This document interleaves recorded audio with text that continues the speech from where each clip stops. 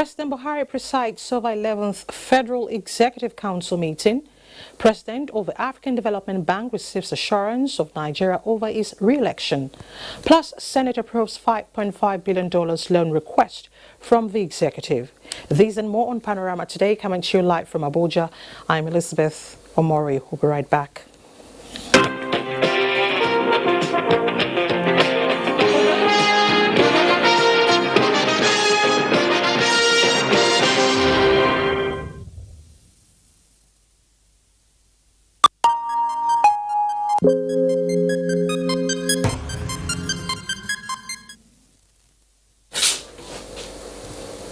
The 11th meeting of the Federal Executive Council in the year 2020 is underway at the Presidential Villa in Abuja. President Muhammadu Buhari is presiding over the meeting, which is the third to be held virtually. State House correspondent Adamu Sambo reports that the President was joined at the Executive Council chambers by Vice President Yemi Osinbajo, Secretary to the Government of the Federation Boss Mustafa, the Chief of Staff Ibrahim Gambari, and few ministers. Other members of the highest policy decision-making body are participating in the meeting from the operational bases across the nation's capital. This is in compliance with the social distancing guidelines and protocols aimed at minimizing the spread of COVID-19. Apart from considering memos for possible approval, some ministers are also expected to give account of their stewardship to the Council in furtherance of the next level agenda of the Buhari administration. More on this will come in our subsequent bulletin. President Muhammadu Buhari is reassuring the President of the African Development Bank, Dr. Akinwumi Adesina, that Nigeria will stand solidly behind him in his re-election bid for a second term of office. The President gave the reassurance while granted audience to Dr. Adewumi on a courtesy visit. State House correspondent Adamu Sambo reports. You are welcome. Thank you very much. The president of the African Development Bank, Dr. Akinwumi Adesina, has been at the center of allegations of impropriety at the financial institution, but was cleared of any wrongdoing by its Committee on Ethics after investigations. However, the United States Department of Treasury dismissed the verdict, calling for an independent investigation. President Muhammadu Buhari, who recommended Dr. Adesina to African leaders in 2015 for the position and worked assiduously for his election, said having lived up to expectations as the nation's ambassador, he will continue to stand by him. He pledged that Nigeria would work with all other African leaders and stakeholders in the African Development Bank towards ensuring that Dr. Adesina's mandate is renewed for a second term of 5 years, given the record of his achievements so far. The African Union had already endorsed the incumbent AFDB president as sole candidate for the continent. The African Development Bank is a multilateral institution owned by African countries, but the United States is a major investor. Giving a background to what is happening in the bank, Dr. Adesina explained that all the 16 allegations raised against him were trumped up and without facts, evidence, and documents as required by the rules and regulations of the financial institution. He said calls for fresh investigations by the United States after the Ethics Committee of the bank cleared him of all the allegations and upheld by the governors of the bank were against the rules. Dr. Adesina said having been exonerated, any other investigation would amount to bending the rules of the bank to arrive at a predetermined conclusion.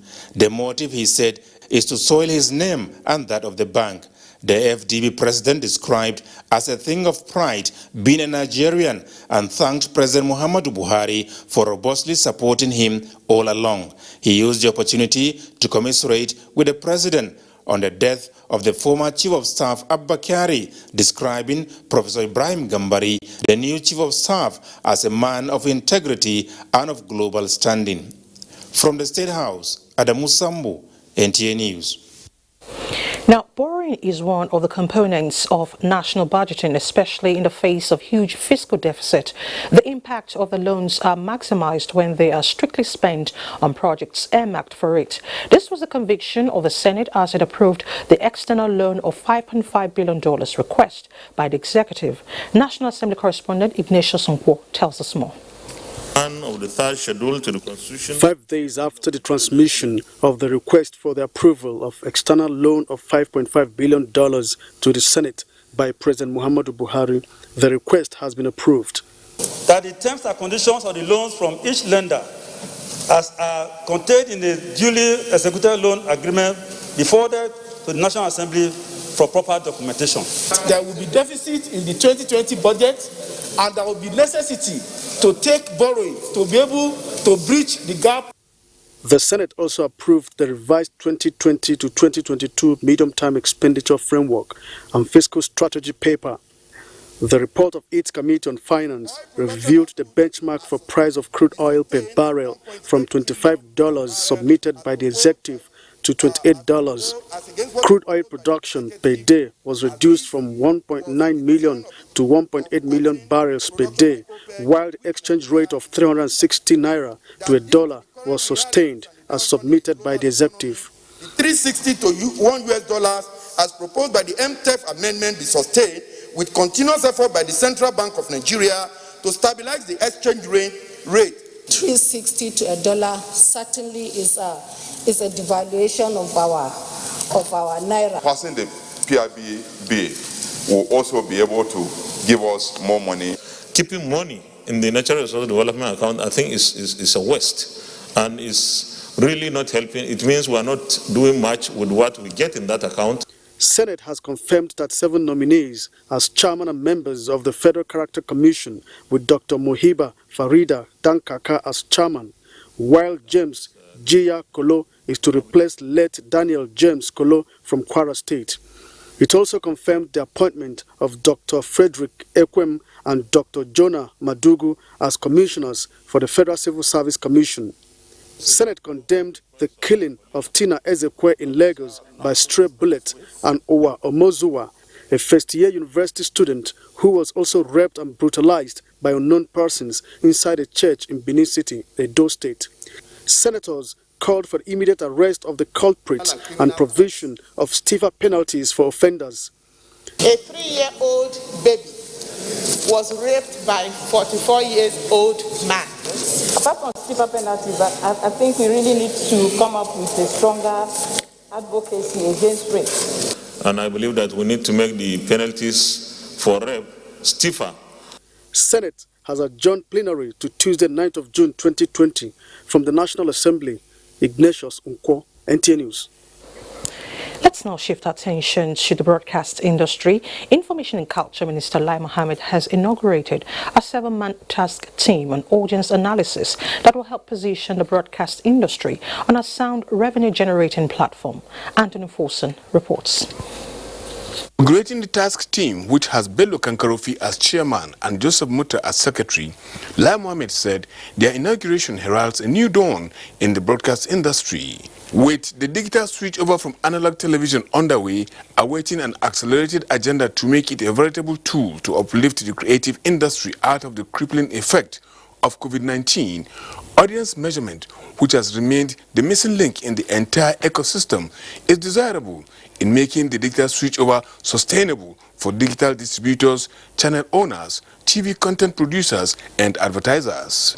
Without audience measurement, we will not see the growth in our television and the value creation in the creative industry that the economy and people of Nigeria so much desire.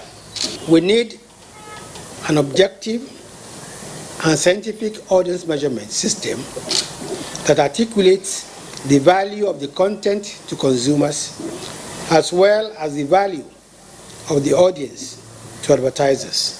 The minister noted that the absence of world-class measurement regime has resulted in underinvestment in the sector, which is necessary to foster growth due to advertisers' reliance on audience measurement to assist in advert placements. The existing model will never enable Nigeria's creative industry to reach its full potential. It stunts the quality of the content that can be created and also limits the capacity of television platforms to invest in dynamic contents that consumers will be attracted to. The minister decried the lack of proportional value of broadcast adverts despite Nigeria's population when compared to South Africa. He said in 2016, Nigeria's advert revenue stood at $309 million compared to South Africa, which was $1,301 million. Lai Mohammed maintained that there is an urgent need to have a robust return on investment and an overall effect of guaranteed greater spending by advertisers. Similarly, the federal government, he said, is subsidizing signal distribution because channels cannot pay for carriage by their signal distributors who have invested in equipment and transmission. The committee's terms of reference include identifying best practice audience measurement system, recommend a framework for supporting the sustainability of the system, recommend a payment and disbursement framework among key stakeholders in the industry, that is, BORN, Media Independent Practitioners Association of Nigeria, and ADVAN. Chairman of the task team, Bello Kankarufi, expressed gratitude for the honor, assuring that even though the task is Herculean, members of the team will strive to justify the confidence reposed in them. In Abuja, Anthony Forson, NTA News. To security now, the federal government has directed the police to unravel the circumstances surrounding the gang rape and murder of Vera Omozoa, a female student of the University of Benin, and the serious sexual abuse of a minor in Jigawa State by 14 men, and bringing the perpetrators to justice. In a statement issued by the Minister of Information and Culture, Lai Mohammed, by bringing the perpetrators of the heinous crimes to justice, the federal government will be serving a strong notice to its total evasion of gender-based violence in whatever form. The minister described the gang rape and murder of Miss Omozoa as a cruel and barbaric act that offends human sensibility, in addition to being antithetical to decency, saying no society will tolerate such act. He also says the serious sexual abuse of a minor by 14 men in Jigawa State is not only repulsive, but highly condemnable. He points out that the true measure of a society can be found in how it treats its most vulnerable members. The federal government, Lai Mohammed says, will do everything possible to stem the growing tide of gender-based violence in the country. Still on security, the Inspector General of Police, Mohammed Adamu, has ordered the immediate transfer of the ongoing investigations into the sexual assault and murder of Miss Vera Omozoa in Benin, Edo State, from the State Police Headquarters in Benin to the Force Headquarters, Abuja. In a release by the Force Public Relations Officer, the DIG in charge of the Force Criminal Investigation Department, DIG Anthony Ogbizi Michael, will henceforth provide direct supervision and ensure speedy and thorough investigation of the case. Similarly, the IGP has ordered immediate deployment of specialized investigators and additional investigation assets to all the gender desk offices in the juvenile welfare centers across the country. This is to strengthen and enhance the capacity of the units to respond to increasing challenges of sexual assaults and domestic gender-based violence linked with the outbreak of the COVID-19 pandemic and other social ills within the country. You're watching Panorama from Abuja. Let's take a short break. Thanks for staying with us. 241 new cases of COVID-19 were announced by the Nigerian Center for Disease Control as at 11:47 p.m. June 2nd, 2020. These new reported cases bring the number of confirmed cases to 10,819 in the country. Of the 241 new cases, Lagos, as usual, recorded more with 142. Oyo has 15, the FCT has 13, Kano 12, Edo 11, Delta 10, while Kaduna and Rivers states have 9 new cases each. There are 8 new cases in Borno, 4 in Jigawa and 3 each in Gombe and Plateau states, while Osun and Bauchi have 1 case each.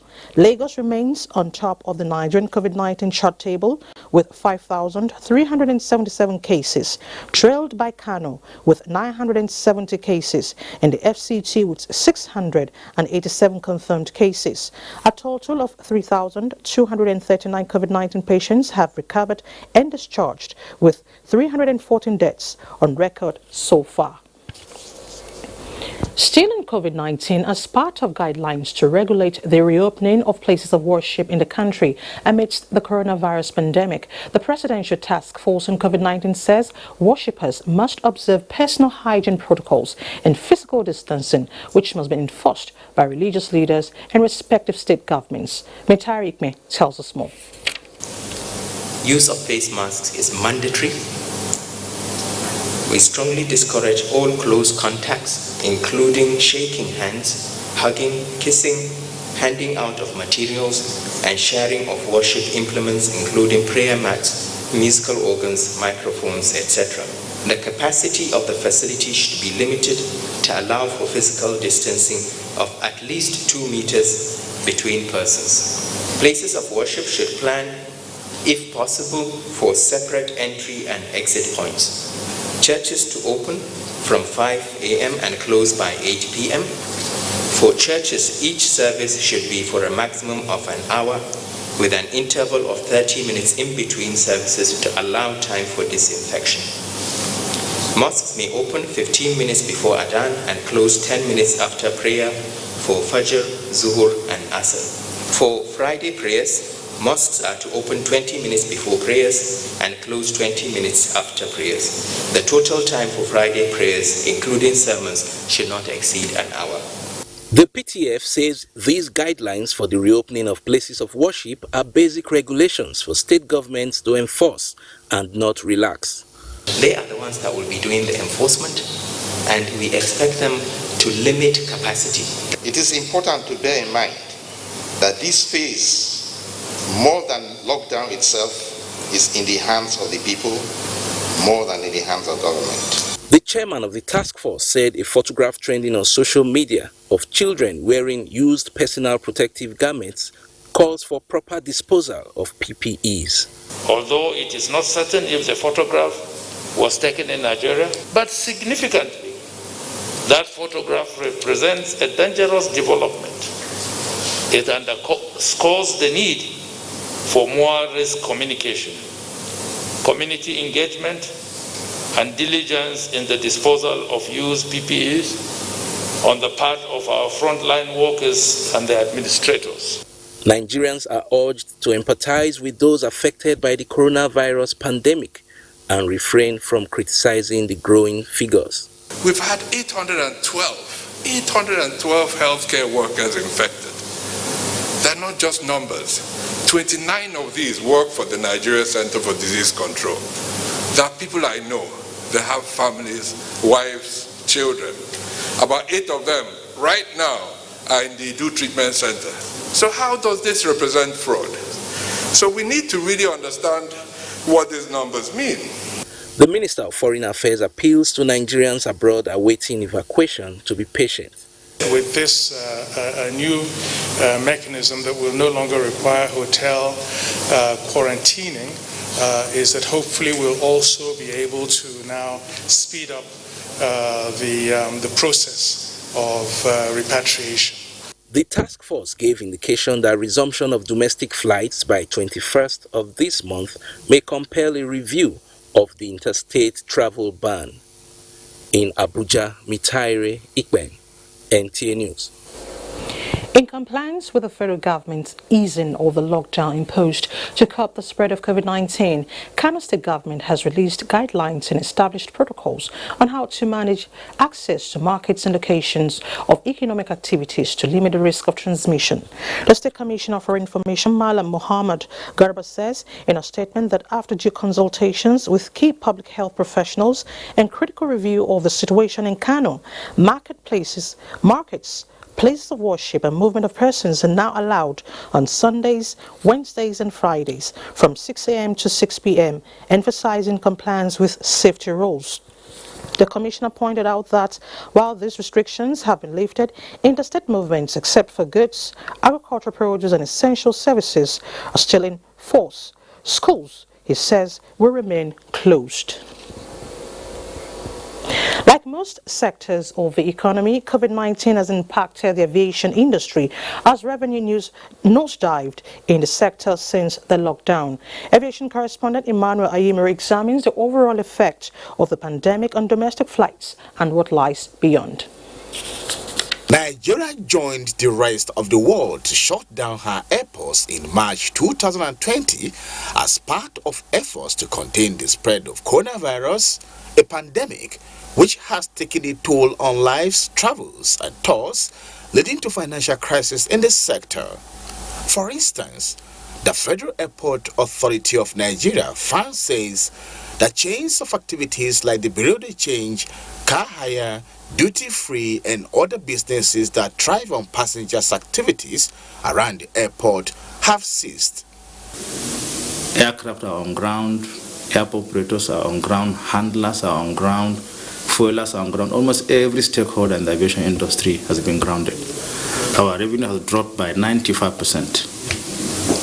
And when you consider that we shoulder a lot of our own responsibilities, especially salaries and pensions, and then we have a huge amount of overhead costs, then technically it's like we are saying this is threatening our very existence. Already, pay cuts and staff retrenchment had commenced since April by some airlines as the effect of COVID-19 bites on, with some going as high as 80% in staff salary reduction across board, while others stated that 90% of staff should proceed on leave without pay from May 1st, 2020 until further notice. As planes sit on the ground, they run beers.